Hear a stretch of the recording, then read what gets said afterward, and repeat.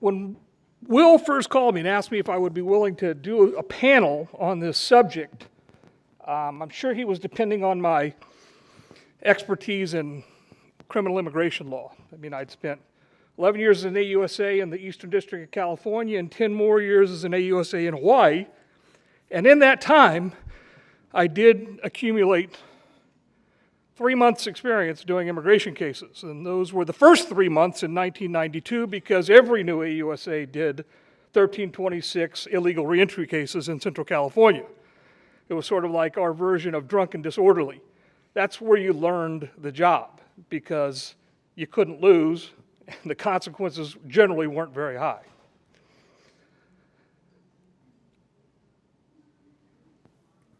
Being the last speech here today, I'm also faced with a conundrum of, I once did a closing argument that took 10 hours. So to be asked to do this in 10 minutes required a lot more effort than you might imagine, because I don't tend to get through anything fast when I've got a captive audience in front of me. But this topic, I think, is more consequential than maybe given credit or given its due at the macro level. And by that, what I mean is dealing with the consequences of an open border for the last 4 years, and in many respects, a porous border for the last 40 years. By some estimates, we have as many as 20 million or more illegal aliens in the country. To deal with that problem, we have a deportation system that right now has about 80,000 beds in the ICE system. So you, in effect, have 20 million people waiting for one of 80,000 beds if you're going to send them through the normal Section 240 deportation process. Now, the administration has indicated that it's trying to ramp that number up to somewhere in the range of 150,000 by the beginning of 2026, and we have the example of the Alligator Alcatraz down in Florida as the type of facility that they're trying to get up and running. It's a transitional facility. It's not a long-term housing facility. It's not a facility to serve the problem or to solve the problem that Will brought up with these long-term detentions while complicated cases make their way through the Section 240 system. So the better way, the more effective way to deal with large numbers of necessary deportations is, first of all, voluntary deports. Because what you're trying to do in an involuntary Section 240 system is, in effect, remove with an eyedropper what the Biden administration let in with a fire hose. And it's simply never going to work. You're not going to remove 20 million people who don't really want to go that fast. I mean, they're here because they want to be here, and the last thing they really want to do is leave. So you have to have positive reinforcement. Well, in the form of positive reinforcement, we have the ICE program, which is offered $1,000 and a free transportation ticket back to your home country. Effective to a degree, and by some estimates, as many as 1.5 million people have left. But that's only going to go so far. So then you get to negative enforcement or negative reinforcement. And the first real instance of that, the first real episode, was the invocation of the Alien Enemies Act. On March 15th, out of the blue, nobody really saw it coming. It's a Saturday. The president issues a proclamation declaring members of Trinidad and MS-13 as alien enemies of the United States subject to deportation under the Title 50 statute. I didn't write down the section, but first time it was invoked since World War II. Now, what was not significantly reported at the time, but I've dug into a little bit and it turns out to be true, is that on February 26th, 2 weeks before that, the Trump administration announced the suspension of Chevron's license to export Venezuelan oil effective March 1st. On March 8th, 1 week after the suspension, the Maduro government suspended repatriation flights of Venezuelans, including TDA members, from the United States to Venezuela. Up to that point, the Maduro government was allowing repatriation flights and taking back in deported Venezuelans, and they stopped that on March 8th. Well, it seems to me it's likely not a coincidence that 7 days later, the Trump administration, out of the blue, announces for the first time ever that Trinidad members are alien enemies and subject to summary deportation under the terms of the act. Not only did they announce that, they had 200 of them teed up and ready to go on the planes that day. Now, this reminds me, I don't know if there's movie fans out here, but if you remember the movie Bull Durham, when the young pitcher Nuke LaLoosh is making his first start, and he's shaking off his catcher, Crash Davis, who keeps calling for a curveball. And finally, Crash Davis walks out to the mound and says, "Why are you shaking me off? This guy's a first ball fastball hitter. Why are you shaking me off?" And Nuke LaLoosh looks at him and says, "I want to announce my presence with authority." To me, that's kind of what the Alien Enemies Act was. It's like, we're going to put these 200 guys on a plane, we're going to call them enemies, we're going to ship them to CCOT, and we're going to find out how much the Maduro government really likes that. Now, I think this is actually behind some of the chatter inside DOJ that we've all seen reported as part of the ongoing contempt proceedings that have now been cut short. This idea that the administration was prepared to defy a court order to prevent those flights from going out. When you read it in context, they're not trying to defy the court. They're trying to get the message to Maduro, which they would lose if a court stepped in and blocked those flights. So it's like the thinking is, look, if we're going to make this effective, we got to get those flights off the ground. We've got to demonstrate to the Maduro government, hey, we're going to send your people to CCOT, and we'll see how you like it. And they pulled it off. And lo and behold, on March 15th, or I take that back, on March 24th, the Maduro government resumed repatriation flights. And just a few weeks after that, the 200 TDA members in CCOT were sent by El Salvador to Venezuela. Message received.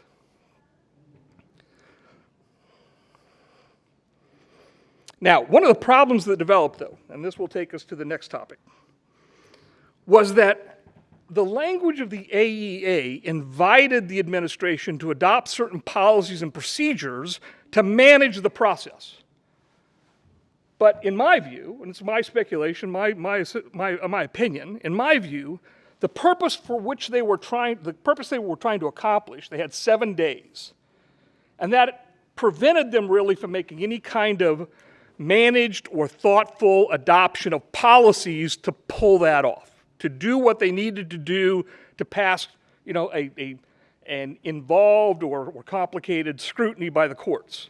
But the statute says the president is authorized to direct the conduct toward the aliens who become so liable, the manner and degree of restraint to which they shall be subject, and in what cases, and upon what security their residence shall be permitted, and to provide for the removal of those not being permitted to reside in the United States, or refuse or neglect to depart therefrom, and to establish any other regulations which are found necessary in the premises and for the public safety.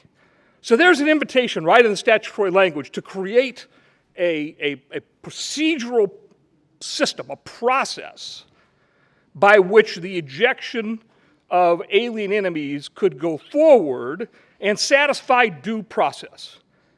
Because we know from the one Supreme Court case that gets cited over and over again, Ludecky versus Watkins, 1948, involving Germans post-war, that the Supreme Court, somewhat partially in a footnote, partially in the text of the case, said that persons subjected to the Alien Enemies Act have due process rights.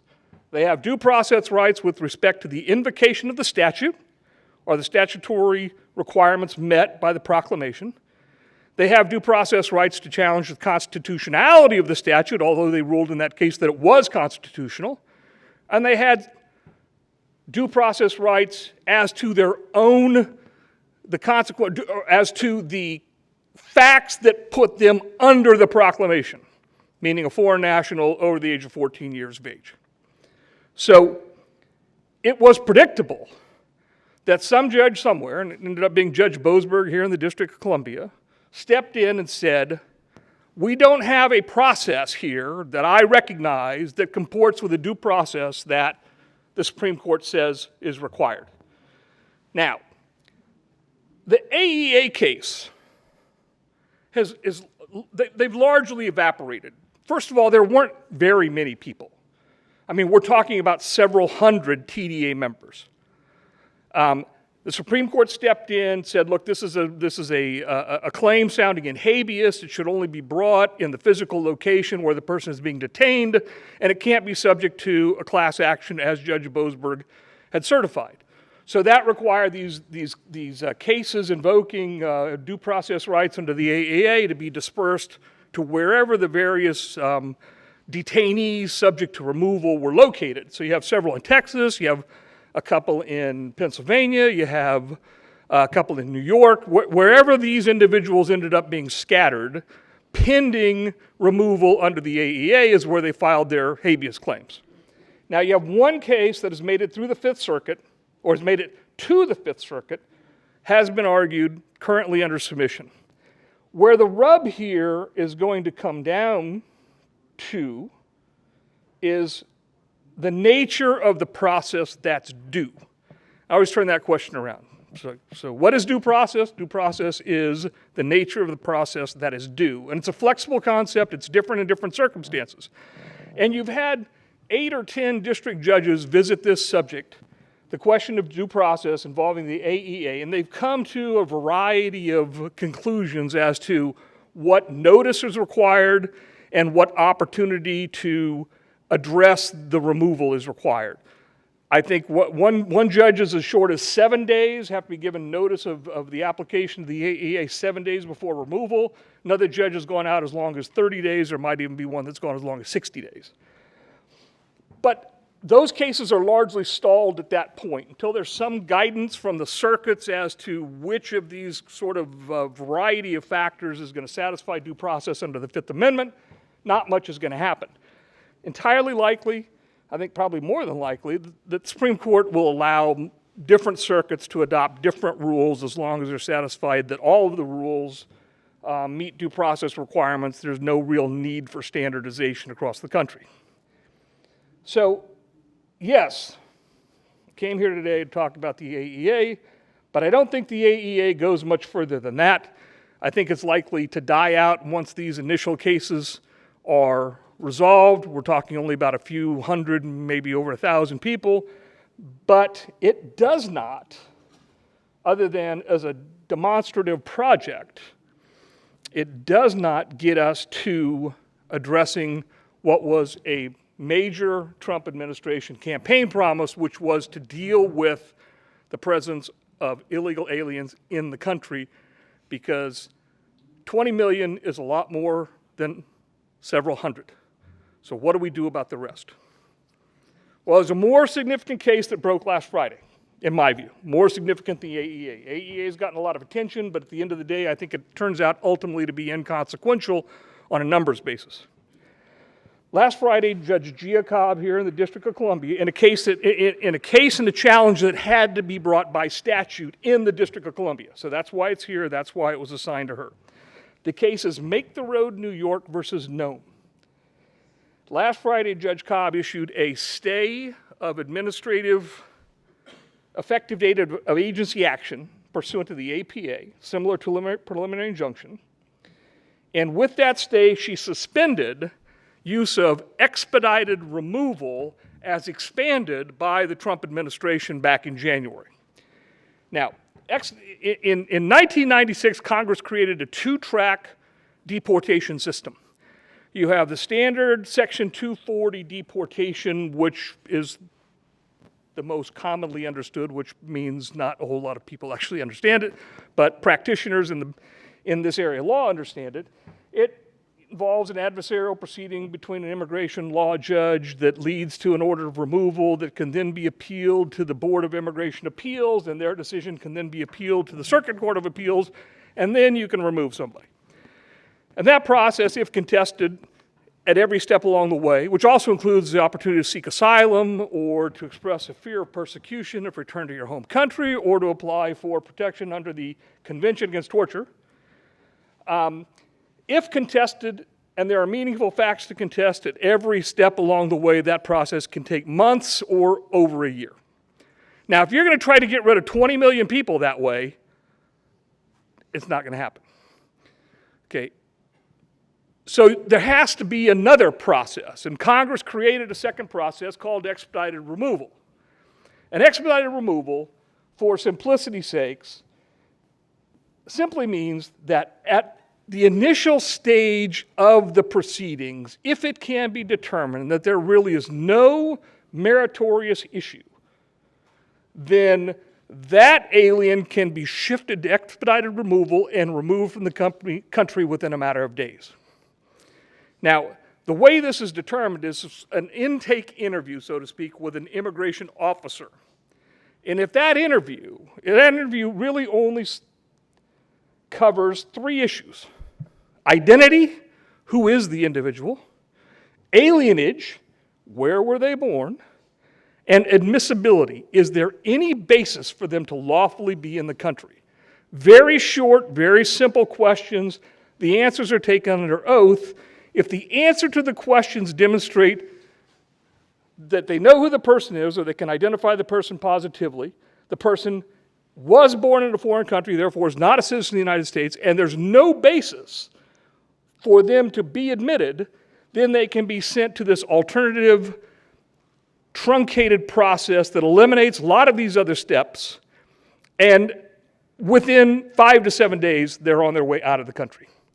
Now, this is what those 150,000 beds are really needed for, because this is a process that turns over rapidly and involves big numbers. However, there's a catch.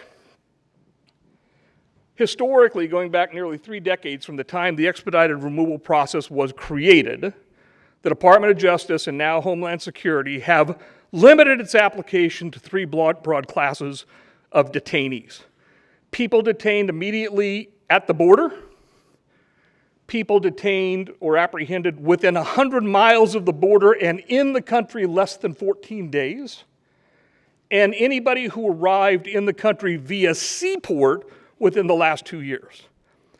Anybody who's arrived within the last 2 years is not eligible for expedited removal.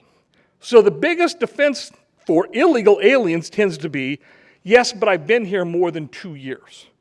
If they've been here more than 2 years and they can prove they've been here more than 2 years, they get shifted to a normal rule, Section 240 proceeding. Now, what the Trump administration did in January was they eliminated the policy that limited expedited removal to those 3 factual circumstances, and they basically said expedited removal is going to be applied nationwide. Doesn't matter where we catch you, if we can establish through the intake interview that you're subject to expedited removal, you're out of here. This is where the press reports we're seeing in the last several weeks about people being arrested at immigration hearings, at other court hearings, in sweeps of low places of employment. That's where these stories are coming from, because now, rather than limiting enforcement to the border, 100 miles of the border if they've been here less than 14 days, or seaport arrivals, can apply to anybody. Expedited removal was the process by which the administration was looking at 20 million people and thinking, if we can get 3,000 arrests a day, that's 1 million people a year. And we can make a dent in the number. And oh, by the way, when you get removed in that fashion, you have to wait outside the country for 10 years before you can apply for readmission. If you leave voluntarily, they don't necessarily, the U.S. government doesn't necessarily know you were ever here, and you can apply for readmission much quicker. So, what did Judge Cobb do? Well, on Friday, she suspended the program on the basis that in engaging in an expedited removal process in the, as she called it, the interior of the country, Chicago, Des Moines, Charlotte, places that are more than 100 miles from the border, exponentially increases the risk of erroneous removals under the expedited removal process. In other words, somebody that's been here for more than 2 years, or somebody that has some of their basis, they have a asylum, they're in 240 proceedings, and they've made an asylum application that's still pending, and they have the right to wait for that to be processed. She found, based upon the evidence that she heard, that there was an unacceptable rate of error that was possible, and on that basis suspended the administration's ability to use expedited removal other than in the 3 circumstances that have traditionally been used. So as of today, unless that subject is revisited by the DC Circuit or taken up to the Supreme Court, we're back to addressing the fire hose with an eyedropper, because you're just not going to remove that many people under the old system, and the fire hose of illegal aliens that have come in over the last 4 years essentially swamps and makes the old system inadequate to deal with the problem. So last thing I want to say here, this is representative, I think. Well, Judge Cobb, I want to say this, I represented a lot of January 6 defendants. I appeared before Judge Cobb a few times. She's a Biden appointee, but she was appointed very early in the Biden administration. She wasn't some of these judges that were rammed through right at the end that are really head scratchers, but she was appointed very early. She has very credible and impressive pedigree. But here's what she wrote in footnote 3 of her opinion on Friday. The statute and regulations at issue typically use the terms aliens rather than non-citizens. Yes, they do. They all refer to aliens. However, this court has previously explained it will use the term non-citizen unless quoting from a statute, regulation, or case that uses alien. So there's the mindset that you have coming in with her. She has a personal predisposition against using the words in the statute because she somehow finds them offensive. Now, the last thing that I want to say is I think where Judge Cobb will run into a problem is she found due process issues in the truncated version of removal rights, removal due process under expedited removal. And the biggest problem, if I can just describe it simply without going into the details, the biggest problem she found is there's not a warning in place. There's no right. In fact, the statute provides that a request for counsel does not have to be accommodated. So in that initial interview where you're asking those very basic questions that establish which path you go down, you're not entitled to have a lawyer.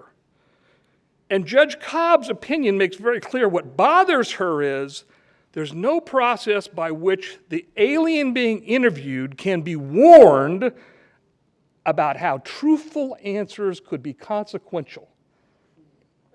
If you admit you don't have a right to be here, if you admit you were born elsewhere, and you admit you came across the border illegally, and those are all truthful, you don't realize, if you're an alien, how that's going to work against you, because it can get you shifted to this expedited removal lane. In 3 days, you're going to be gone, because there's no judicial review. That is the due process violation she found. The inability to be warned for your own good about what your truthful comments might lead to. Now, I think where she's going to have a problem with her opinion as it goes up is there's language out of a Supreme Court case called Landon versus Placentia, which I think is 1986. It must weigh heavily in the balance that control over matters of immigration is a sovereign prerogative, largely within the control of the executive and the legislature. The role of the judiciary is limited to determining whether the procedures meet the essential standard of fairness under due process and does not extend to imposing procedures that merely displace congressional choices of policy. Our previous discussion has shown that Congress did not intend to require the use of deportation procedures in cases such as this one. Thus, it would be improper simply to impose deportation procedures here because the reviewing court may find them preferable. Expedited removal is a congressionally developed process. It's in a statute. It was signed by the president. It has shortcomings. as compared to the full Section 240 process. But it's intended to have those shortcomings. And I think Judge Cobb's opinion, although well-reasoned, will ultimately fail on the grounds that she is essentially just substituting what she thinks would be a better process for the process that was adopted by Congress. If we get back expedited, if the administration gets back expedited removal and can create a process, you're going to need hundreds of immigration law judges, create a process for pushing these cases along without judicial interference, they have the chance to make good on the campaign promise with regard to the 20 million illegal aliens.